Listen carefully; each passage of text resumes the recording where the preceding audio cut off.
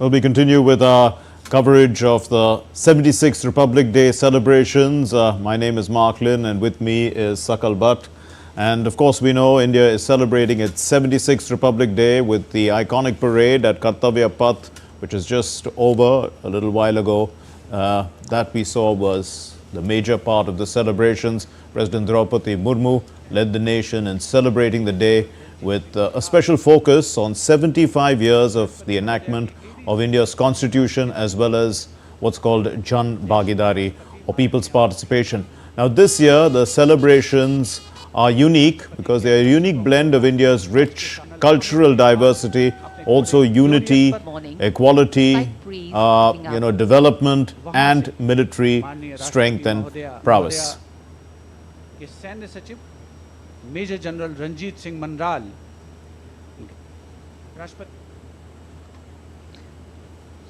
The parade began with President Droupadi Murmu taking the salute. The parade heralded by 300 cultural artists playing Sare Jahan Se Acha with musical instruments from different parts of the country.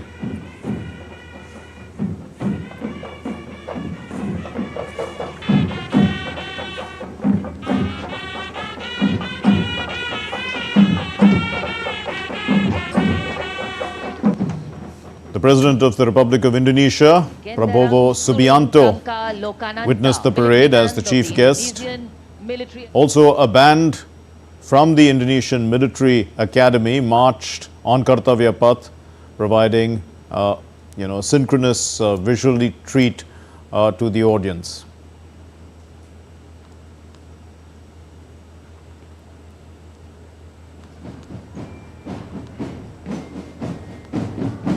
What a visual treat.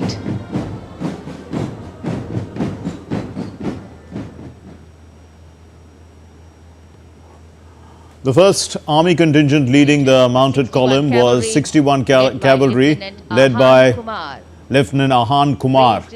It was followed by 9 mechanized columns and 9 marching contingents.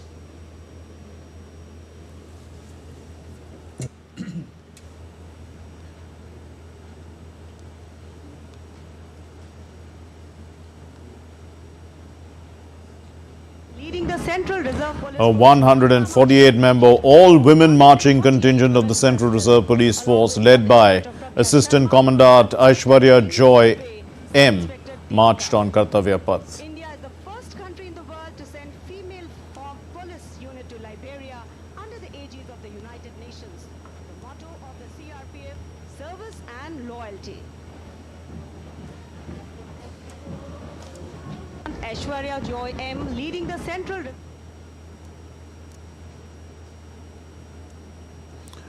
Paramilitary forces from the CRPF, Assam Rifles and the BSF marched following a display by the Indian Navy, the Air Force and the Coast Guard. Mechanized Infantry Regimental Center, Punch Band, Subedar Major Rajendra Singh ki command mein. And now moving ahead with traditions of sacrifice and strong built-up marching contingent regiment. Contingent led by Captain Ajay Singh. The pride of the Indian Army, the T-90 Bhishma, which is the main battle tank. It led the mechanized columns on the glorious occasion. Commanding this formidable machine was Captain Navjot Singh Atwal of the 74 Armoured Regiment. The T-90 Bhishma is in fact a symbol of India's cutting-edge military prowess, designed by the hunter-killer concept. It boasts of a powerful 125 mm smooth bore gun, a 7.62 mm coaxial machine gun and a 12.7 mm anti-aircraft gun. It's equipped to fire laser-guided missiles, and this tank can engage targets at a range of up to 5 kilometers, even during the night. Its versatility is unmatched, as is its capability of operating underwater, also adding to its strategic advantage. The regiment's motto is Vijay Ya Veergati. It embodies the indomitable spirit.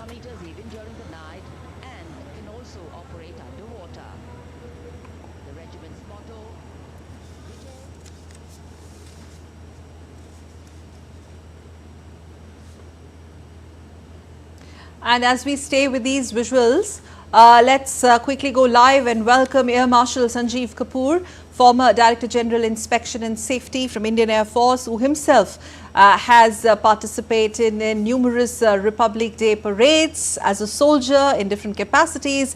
Jai Hind, sir, thank you so much for joining us. Your thoughts? Thank you. Yes. Okay, we'll just hand it over to you to tell us, how do you feel today? The many firsts that this Republic Day witnessed 2025, especially the aerial display, the military might, particularly the forces, and then we talk about the rest of its aspects. See, if you notice, today the weather gods also helped us. I have never seen in last many decades of my association with the Republic Day such clear and fine weather. The skies are blue. Generally, I have done 3 flypasts in the past here, and the visibilities was so low at that stage that till the last moment we were not sure about the flypast going through. It's a challenge for the people who are not aware as to how the Air Force plans and executes this flypast over this area. All the aircraft which you are seeing today, 40 of them were there, but in the past parades there have been 70 plus aircraft which have participated. All aircrafts are flying at different speeds at a different altitude, with the standbys hovering above. So in a distance of about 3.5 kilometers right from the edge of Rashtrapati Bhavan to the other edge of National War Memorial, all aircrafts have to cross the same path at differing speeds, and the beauty is that it is managed to the fractions of the seconds. Now if you notice today's parade, when the Air Force contingent was going, the MiG-29 formation exactly coincided. Now this to take off from some faraway place in Rajasthan, to coordinate and to be precise over the water channel, over the Kartavya Path, to be synchronized in a manner when the Air Force contingent is taking salute, the 3 MiG-29s go across the dais. So this is something which very few people who have less idea about flying may not appreciate. So the whole point of covering this is today with you is that people should be aware that what goes behind the scenes is months and months of preparation. Today the display has been fabulous. The whole focus on the military might has been on self-reliance or Atmanirbharta. And there was one tableau, I don't know whether your viewers noticed or not. It is on it was from the Directorate of Military Affairs, the MOD part, which deals with day-to-day functioning of the services. And there was a tableau which was showing the indigenous components of the 3 services put together and being integrated. So there's a huge message there for the country and for the rest of the world. Indeed. So you did talk, Air Marshal, about the indigenous components in our entire defense projects. To what extent, is this playing out in terms of our military capabilities as a signal, first, from the threat perception point of view in the neighborhood? See, you would have seen a large number of reports in the media. You would have seen a lot of things written about it. But I'll just take you back a few months ago when the Honorable Prime Minister, along with the Spanish Prime Minister, inaugurated the C-295 complex in Vadodara. So this complex, when it came up, it shows how we have taken 16 aeroplanes from CASA and Airbus in flyaway conditions, and the rest 40, the order was of total 56 aeroplanes, the rest 40 are being manufactured here. The indigenous component when we began is just 48%, and by 2032 it is expected to be about 78%. See the quantum jump. Now what it implies is that the Tata Aerospace, which is the company, the Indian company, Hyderabad based, is collaborated with the Airbus. A lot of small and medium enterprise industries have come up in and around Hyderabad, Bangalore, Pune, Bombay, Delhi, which are supplying components for C-295. So earlier we used to import the aircraft and were dependent totally on the OEM to give us the spares. And in case of hostility, like we are seeing in Russia-Ukraine war now, a lot of our platforms which we have taken from these countries, there is a crunch in supply of spares because those countries are themselves consuming whatsoever they are producing. So in a situation like this, we have to be totally self-reliant, and typically we could be dependent on other countries, will always be at the mercy of somebody else. Air Marshal Kapoor, having said that, what's the kind of big message that we send across? I mean, across the globe and otherwise also, because the expanse and the scale of our Republic Day celebration is absolutely like out of the world. We don't get to see something like this elsewhere, where you have the cultural diversity along with the military might, and the whole nation is glued to Doordarshan, DD News, DD India to watch this iconic parade. What has brought about this change in the last 10 to 15 years? As a pilot, as a former pilot, Air Force pilot, how do you see, what reasons would you attribute to this change? Specifically, the military might that we've been showcasing every year, year after the year, and the message that it sends across. See, we just heard Shri Ravi Shankar also speaking. I covered it in another channel a little while ago. This India's soft power. We do not consider it as a massive force. If you see the top CEOs of the world, of the top companies, are of Indian origin. If you see the top scientists in NASA, mainly they are of Indian origin. The top surgeons, doctors, engineers, scientists globally are of Indian origin. Now, there is something so unique about our culture that we go and blend wherever we go. Now, this is one thing which is attracting everybody. The Indian food, Indian cuisine, Indian culture, Indian way of life. So words somewhere like Mahakumbh, which we are going through, if you are watching the social media and other platforms, large number of foreign people who would never we have imagined are now thronging to see that how crores and crores of people, without any management can come, bathe and go back. And there is absolute harmony, there is absolute peace. And the other aspect of indigenization of our weapons and this thing is that it has added our muscle to the soft part, which I was just mentioning. Now, if you look at Akash has been supplied to Armenia. The Indonesian president who has just come today, if you go back in the history, the first Republic Day parade was also the guest of the Indonesian president. This is the fourth time in the history in the last 75 years that an Indonesian president has been invited as a chief guest. Yes. Now, why Indonesia is so important? The Indonesia is so important in our affairs is that it is controlling the main sea lines of communication. The complete machinery, the global trade, the global war machinery moves through sea. And this is the area from where the pathway to the Indian Ocean and the South China Sea goes. So basically the strategic significance. Air Marshal Kapoor, very quickly adding to that, if you could just also with this explain to us the significance of having a 160-member marching contingent. I mean, we have a band contingent from Indonesia also. You're smiling. So this is a big first, and this also has a strategic component attached to it, or is it just symbolic in nature? No, it is not symbolic. Okay. If you recall, a few years ago, I think so 2 to 3 years ago, Indian contingent marched in Champs-Élysées in Paris in the French Flag Parade. If you recall, last year, the French contingent marched here. And this is a new thing wherein the military is being used as a part of diplomacy. Military is an arm of diplomacy. So if you find in our military establishments, the countries which wish to now engage with India are about 50 to 60. When we did the National Defence College course, there were about 12 to 14 or 18 countries which are represented there. And I'm told now that over 50 to 60 countries today are willing and wishing that their officers come and do these courses and interactions with them. Indian Air Force in the last 12 months has done about 12 to 14 exercises with foreign air forces. Now, what happens with this? Of course, you learn tactics. Of course, you learn and fly in different environments. The air crew and the pilots pick up new things in the new tactics which help us to improve our things. But what it conveys is that our military might acts as a soft power, and in the times of crisis, if you have noticed in the last many years, the Indian aeroplanes have taken relief supplies, and the latest example being the COVID.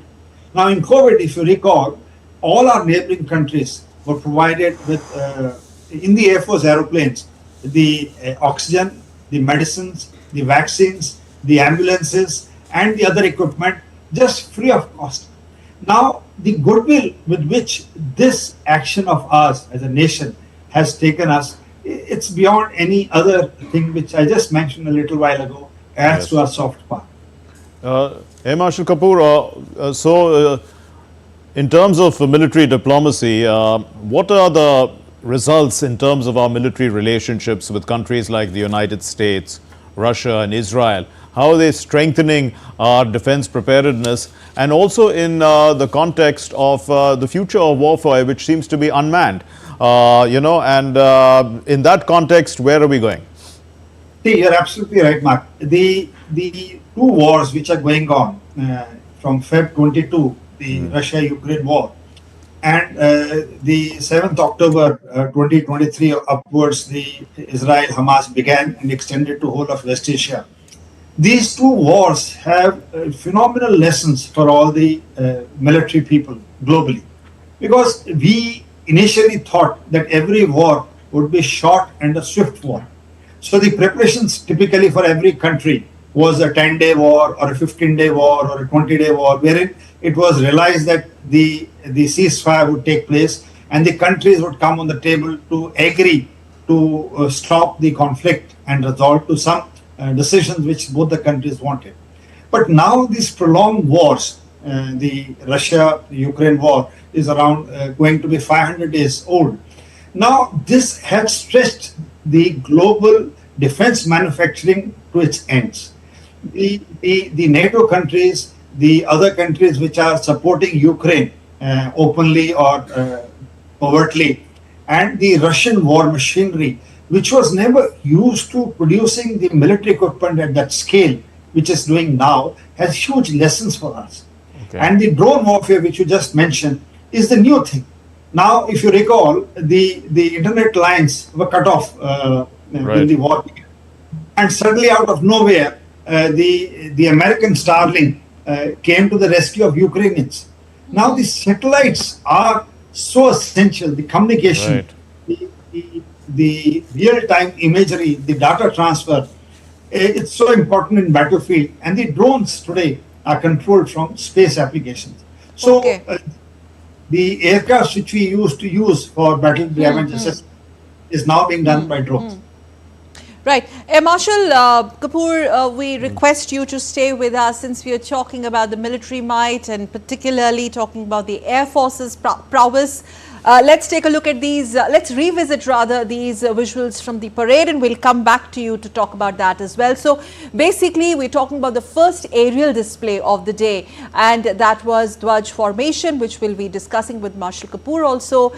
There were 5 Mi-17 V5 helicopters from the 155 helicopter unit which took flight in the most stunning inverted Y shape, and I would like to know from Marshal Kapoor the kind of rehearsals and maneuvering practice that this, the kind of all that work that goes into it as a run-up to the Republic Day. This all was displayed with the national ensign alongside the service ensigns in the Army, Navy and Air Force. The helicopters also showered colorful petals, adding a beautiful tribute to this unforgettable... Great camera work by Doordarshan there as well. Absolutely, yes. Yes, absolutely. Let's stay with these visuals, Deepak, and Marshal Kapoor, if you could just give us a backstory and insight. This is huge, this is phenomenal, but lot of, in fact, many hours of practice, rehearsals and much more goes into it, culminating to the Republic Day final parade? Absolutely.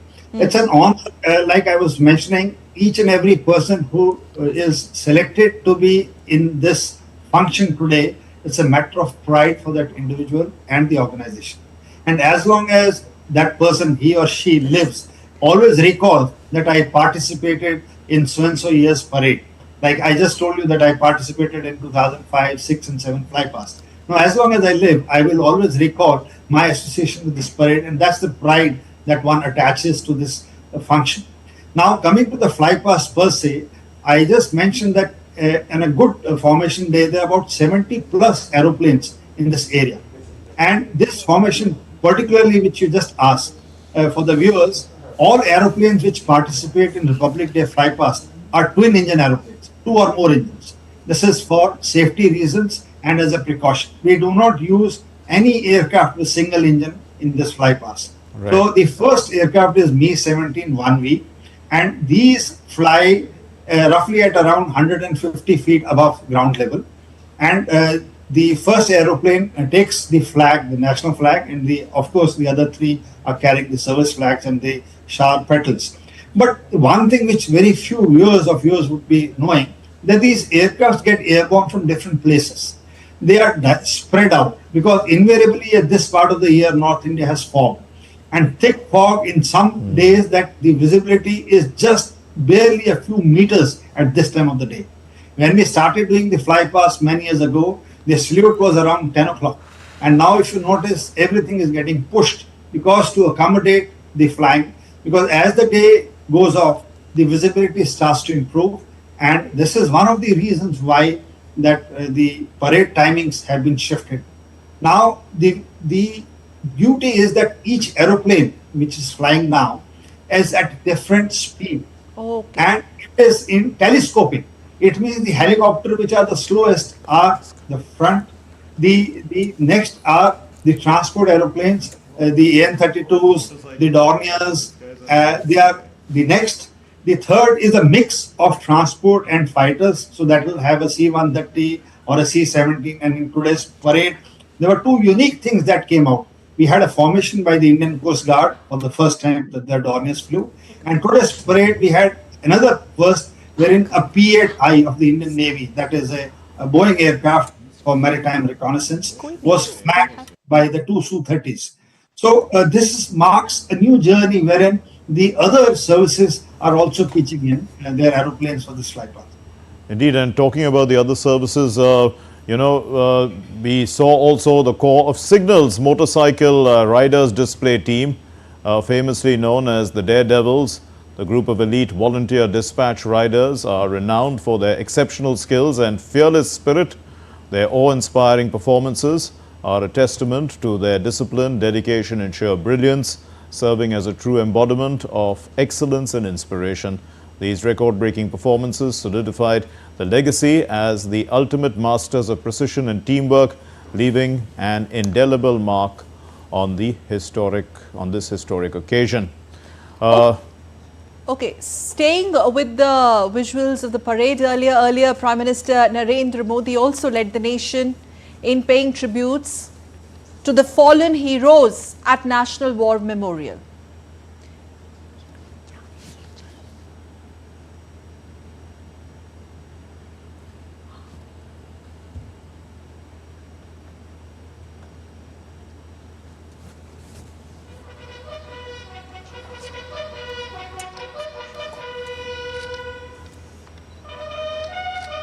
Air Marshal Kapoor, so earlier you were talking.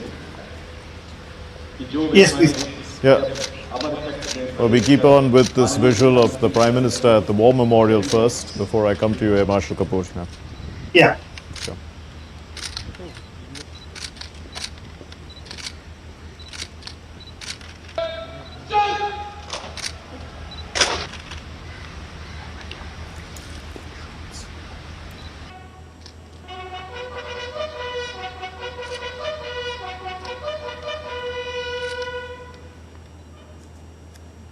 Yeah, Air Marshal Kapoor, you were talking about how satellites are controlling the drones, and we shouldn't be too concerned because our space program is very powerful. Indian Space Research Organization has a stellar record. So collaboration with space and defense is probably something that's already happening. If I mean, perhaps you can talk about it.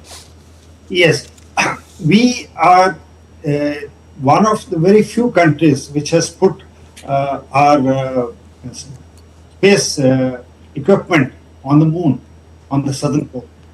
We just exhibited around 15th January mating of 2 of our space components in space, thereby becoming the 4th country in the world to achieve this capability. Now, if India has embarked upon the program of Gaganyaan, Mangalyaan and all these things, we have to have the capability of creating our own space-based platforms, the docking station, the space stations, in which our own people can go. I was just covering a few days ago the contribution which then Wing Commander Rakesh Sharma brought an impetus, the first Indian in space, and the training with which they went through. We were cadets at National Defence Academy at those days when this exercise took place. And I recall that time's Coordinator Rakesh Sharma and Wing Commander Ravish Malhotra coming back to the National Defence Academy to meet us, the cadets. And the questions won't end. That is the enthusiasm a young generation has to know about space. And I'm sure this thing still exists. So I'm happy the progress we are making, both in the defense sector and outside. The large number of startups in our country which have come up, which are manufacturing the space-based equipment, which could be utilized on our satellites and also space application programs. Companies like SIA, the Department of Space Agencies, DSA, which has been carved out of the three services in collaboration with InSpace, ISAT, ISRO, and all these organizations. It's a step in the right direction. Okay, Air Marshal Kapoor, please stay with us, sir, because we also need to tell our viewers how several world leaders have also extended their greetings to India on the 76th Republic Day. The President of Singapore, Tharman Shanmugaratnam, and Prime Minister Lawrence Wong wrote to the President of India, Droupadi Murmu, and Indian Prime Minister Narendra Modi to convey their congratulations on the occasion of India's 76th Republic Day. Also, US Secretary of State Marco Rubio congratulated India on its 76th Republic Day, recognizing its significance as the foundation of the world's largest democracy. He highlighted growing US-India partnership as a key relationship of the 21st century and expressed optimism about deepening cooperation. The British monarch, King Charles III, has also extended his greetings on India's Republic Day. In a message, he said that he greatly values the strong ties and special friendship that the two countries share.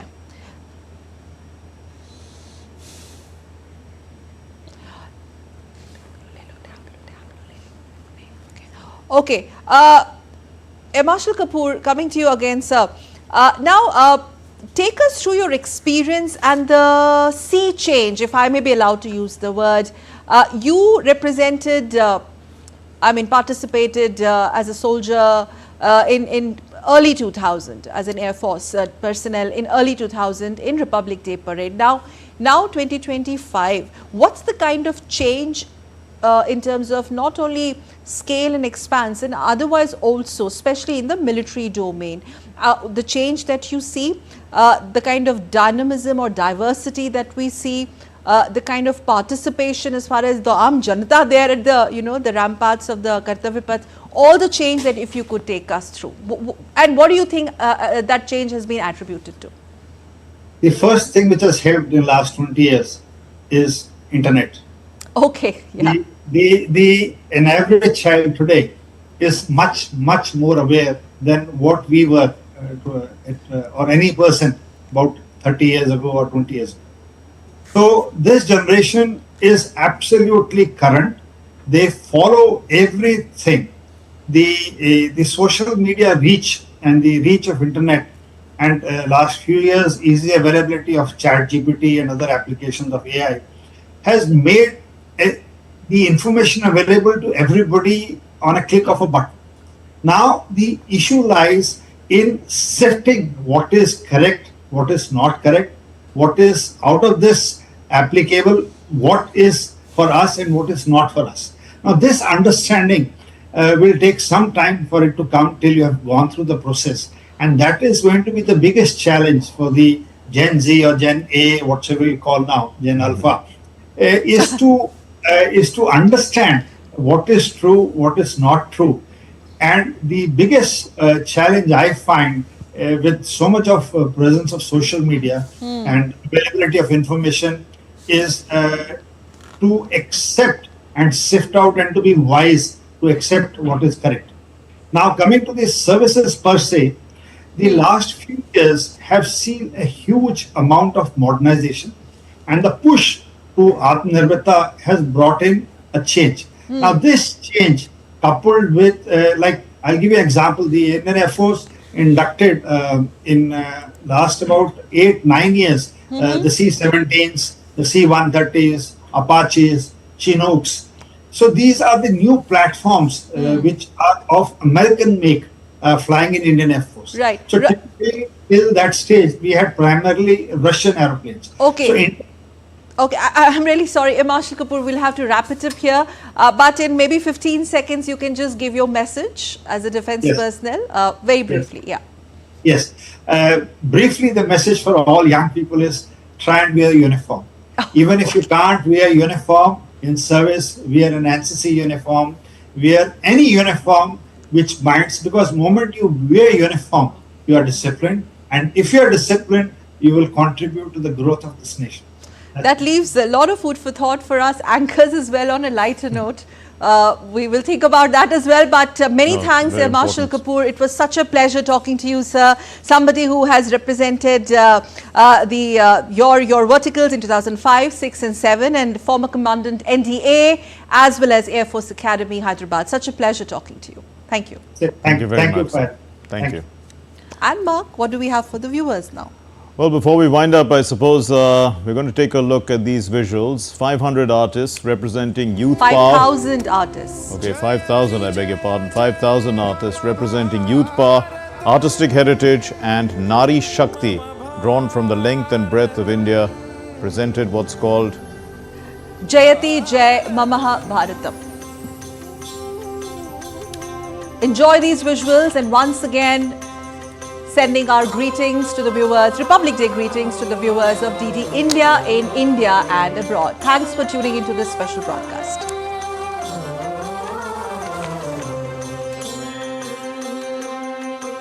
Jayati Jay Jay Jayati Jay Jay Jayati Jay Mama Bharatam Mama Bharatam Jayati Jay Jay Jay Bharatam Jayati Jaya Jay.